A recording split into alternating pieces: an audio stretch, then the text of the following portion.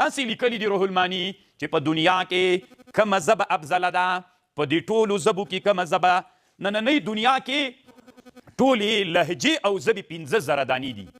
اوسنۍ دنیا څه ده؟ اروپا او اسیا او افریقا او استرالیا ټول 15,000 ژبې او لهجې دي پکې د نننۍ دنیا کې. تر ټولو نه ډېرې ژبې او لهجې په اسیا کې دي، او په دې ټولو کې افضله ژبه کومه یوه ده؟ نو دا عربی ژبه د علامه شهاب الدین آلوسی دلته وي، ځکه لسان اهل الجنه. او دویم لمبر کومه ژبه افضله ده؟